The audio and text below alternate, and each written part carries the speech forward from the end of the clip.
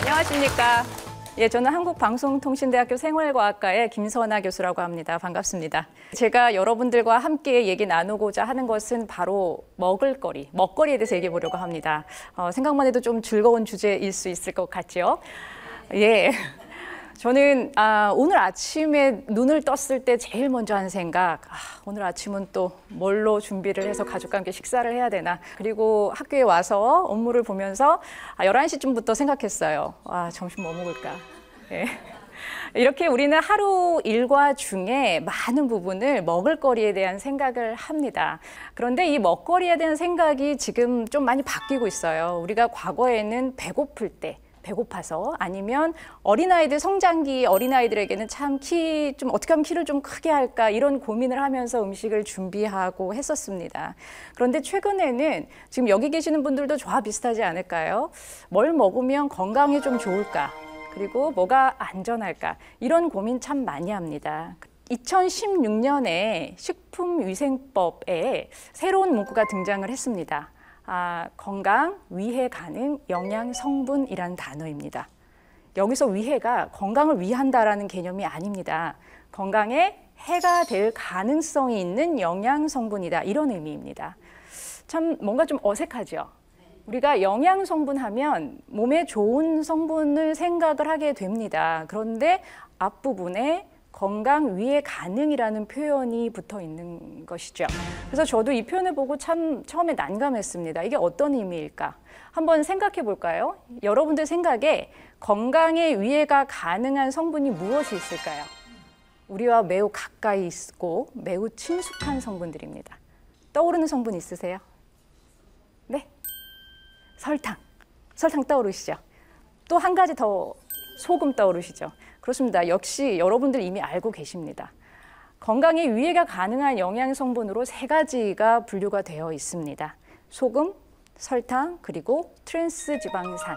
이렇게 3가지가 포함이 되어 있습니다. 제가 그 분류를 봤을 때 그런 생각했습니다. 트랜스 지방산 들어보셨습니까? 트랜스 지방산은 심혈관계에 문제가 될 수 있다라는 많은 자료들이 있어서 이미 트랜스 지방산이 건강에 조금 좋지 않다라는 인식이 있습니다. 소금, 설탕 물론 건강에 좋지 않을 수 있다. 여러분들 많이 들으셨습니다. 하지만 저는 이 분류를 봤을 때 조금 속상한 마음도 생겼습니다. 우리가 짠맛과 단맛의 유혹에서 벗어날 수 있을까? 예, 그런 생각을 하게 됐습니다. 왠지 트랜스 지방은 줄일 수 있을 것 같은데 설탕과 소금을 줄일 수 있을까? 참 아이러니하다라는 생각을 했습니다. 그래서 제가 오늘 준비한 내용은 이 3가지 성분에 대해서 한번 얘기를 좀 해보도록 하겠습니다. 먼저 트랜스 지방산부터 얘기를 해보겠습니다. 저는 제가 어렸을 적에 좋아했던 메뉴 중에 하나가 아주 따끈따끈한 밥에 간장 1스푼 넣고 여기에 마가린을 1스푼 듬뿍 해보셨습니까? 참 고소하죠?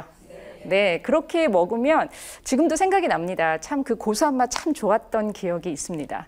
그런데 그때 들었던 표현 중에 하나가 마가린이라고 하는 것은 식물성 지방으로 만들었기 때문에 동물성 지방인 버터보다 건강에 더 좋다. 어릴 적에 그렇게 배웠었습니다. 그래서 가격도 또 저렴했지요. 그래서 저는 버터보다는 마가린을 조금 더 선호했었습니다. 그런데 한 20년 지나서 어느 날 갑자기 기사가 나왔습니다. 마가린에 트랜스 지방이 많아서 건강에 좋지 않다. 이 기사 봤을 때 사실은 배신감을 좀 느꼈습니다. 과학자들이 도대체 무엇을 한 것인가? 기업은 나에게 뭘 한 것인가? 이런 생각을 하게 됐었습니다. 그래서 그때 조금 자료를 찾게 됐습니다. 과연 이런 일이 왜 생기는가? 찾아봤더니 제가 어릴 적에는 누구도 몰랐던 것입니다. 마가린에 어떤 성분이 있는지 잘 몰랐고 그리고 그 성분이 트랜스 지방산이 몸에 좋지 않다라는 것을 그 당시에는 알지 못했던 것이죠. 근데 20년 뒤에 과학기술이 발전하면서 식품 중에 있는 아주 미량의 성분들을 검출할 수 있는 기술이 생긴 것이고 그리고 그 성분을 농축을 해서 연구를 해봤더니 사람 몸에 좋지 않더라라는 보고들이 나오기 시작한 것이죠. 그러면 우리는 속은 것일까요? 우리는 몰랐던 것입니다. 그 당시에. 예, 이게 트랜스 지방이 이렇게 얘기가 흘러갑니다. 그런데 지금 판매되고 있는 마가린은 조금 다릅니다. 과학기술이 발전했기 때문에 지금은 마가린을 만드는 공정에서 트랜스 지방산이 생성되지 않도록 조절을 하고 있습니다. 그래서 마가린에는 트랜스 지방산이 0.2g 이하 정도 검출이 될 때 트랜스 지방산 제로라는 표현을 쓸 수 있게끔 허용하고 있습니다. 자, 여기서 또 우리가 약간 생각하게 됩니다. 완전히 없어서 제로인가?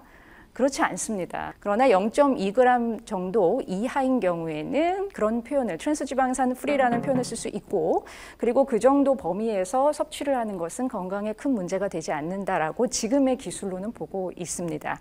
그래서 저는 지금도 마가린 조금씩 먹습니다. 예. 예, 그럼 두 번째 소금부터 얘기해 보도록 하겠습니다. 소금 많이 먹으면 좋지 않다는 거 다 이미 알고 계시지요. 예, 고혈압 생길 수 있고, 그리고 그에 동반되는 뭐 만성 심부전증이 올 수도 있고 다양한 질환의 직접적인 원인으로 보고 있습니다. 그런데 우리가 소금이라고 하는 것은 체내에서 매우 중요한 기능을 많이 합니다. 소금에 있는 나트륨을 제가 말씀드리는 것이고요. 나트륨은 체내에서 근육이 운동을 하는 것을 도와줍니다. 그리고 신경 전달 물질로서 작용을 합니다. 네, 이렇게 여러 가지 기능을 함에도 불구하고 지금은 소금이 몸에 좋지 않다라는 오명을 쓰고 있습니다. 자, 이렇게 꼭 필요한데 먹어야겠죠. 네, 먹어야 돼요. 먹어야 되는데 이렇게 체내에서 일을 하는데 필요한 양이 상당히 적습니다. 한국인들이 평균적으로 섭취하는 소금의 양이 국제기구에서 제시하는 것보다 2배 이상 많습니다. 그리고 한국인의 소금 섭취량이 지금 1, 2위를 다투고 있습니다. 그만큼 우리가 지금 정도 섭취하는 양이 그렇게 많다는 것이죠. 그래서 이제 연구된 사례들을 보면 소금의 섭취를 65세 이상의 연령대에서 하루에 1 내지 3g 정도 줄이면 질환의 발생을 3 내지 4%까지 줄일 수 있다. 여기서 질환이라고 함은 사망과 관련된 질환을 얘기하는 것입니다. 그 정도로 소금을 줄이는 것이 지금 절실한 상황이 됐습니다. 지금 사실은 우리가 이미 너무나 짠 음식에 익숙해져 있기 때문에 지금 갑자기 소금을 줄여서 식사를 하세요 하면 하실 수 있겠어요? 매우 힘듭니다. 예, 맛이 없습니다. 사람은 일단 맛이 없으면 안 먹습니다. 네. 그래서 줄이는 방법 중에 하나가 MSG를 약간 사용하기를 권장하고 있습니다. MSG 들으니까 또 의외시죠? MSG 뭔가 안 좋은 것 같은데 라는 생각이 드시죠? MSG 같은 경우에는 과거에 우리가 뭐 차이니즈 증후군이라는 얘기도 있었고, 또 MSG 많이 먹으면 졸립다는 분도 있으시고 여러 가지 어떤 증후군에 대한 우려가 있었는데 국제적으로 많은 연구를 했습니다. 그런데 몇 년 전에 그 연구자들이 발표를 하나 했습니다. 더 이상 MSG에 대해서 논하지 말자. 예, 왜냐하면 많은 임상실험을 거쳤음에도 불구하고 MSG가 나쁘다라는 근거가 그렇게 뚜렷이 나타나지는 않았던 것이죠. 네, 그럼에도 불구하고 우리가 MSG에 대해서는 조금 우려하는 부분이 분명히 있긴 있습니다. 자, 그래서 소금의 섭취를 줄이는 방법 중에 하나는 MSG를 조금만 섞었으면 소금의 섭취를 3분의 1 정도는 줄일 수 있다라는 것이 지금 현재 권장하는 방법입니다. 자, 두 번째 말씀드릴 성분은 제가 설탕 말씀드리려고 합니다. 설탕, 우리 최근 몇 년 동안 설탕 중독이라는 표현이 나올 정도로 우리가 설탕을 많이 먹고 있는 것이 문제시 되었었습니다. 그런데 이 단맛은 짠맛보다 더 힘들죠, 줄이기가. 예, 이미 우리는 외식을 하루에 그래도 한 끼 이상 외식을 하고 있습니다, 대부분의. 그러다 보니까 대부분의 사람들이 소금이나 설탕의 섭취를 조절할 수 없을 정도로 하고 있는 것이 현실인 거죠. 그런데 우리가 설탕에 대해서 얘기할 때는 직접적으로 소금처럼 건강하고 연관지어서 질환과 연결지어서 얘기를 잘 하지는 않습니다. 직접적으로 암을 유발한다, 직접적으로 혈압을 높인다, 이런 표현을 쓰진 않지만 설탕은 참 조용히 움직입니다. 일단 설탕을 우리가 많이 섭취하게 되면 에너지로도 쓰일 수 있겠죠.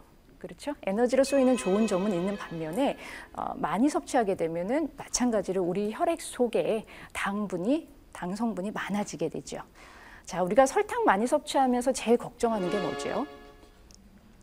당뇨, 비만입니다. 예, 과거와 달리 지금은 에너지 과잉 시대라는 표현을 많이 씁니다. 그래서 우리가 모르는 사이에 많은 양의 설탕을 먹게 된 거지요. 그러면 우리 몸에서 사용하는 에너지 이상은 모두 몸에 축적이 되겠죠. 그래서 제가 저희 아이가 좀 비만한 한 편입니다. 그래서 제가 얘기를 항상 합니다. 꼭 음식을 몸 안에 쌓을 필요는 없다. 남겨도 된다. 저 어릴 적에는 음식 남기면 안 된다라고 배웠지만 이제는 음식을 남겨도 된다라는 말을 가끔 합니다. 그 정도로 에너지 과잉 시대에 우리가 살고 있는 것이지요. 그래서 이 에너지 과잉 시대에 우리가 50세, 60세 그 이상 건강하게 살 수 있는 방법, 에너지를 덜 섭취하는 것이 무엇보다도 중요하겠지요. 제가 설탕 얘기할 때 사카린 얘기 같이 합니다. 사카린 들어보셨나요?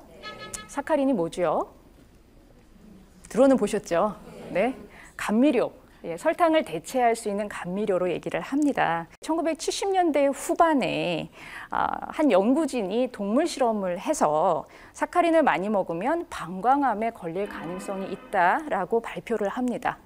70년대 이런 연구를 배경으로 해서 결국 사카린은 식품에 사용할 수 없는 그러한 성분이 됐습니다.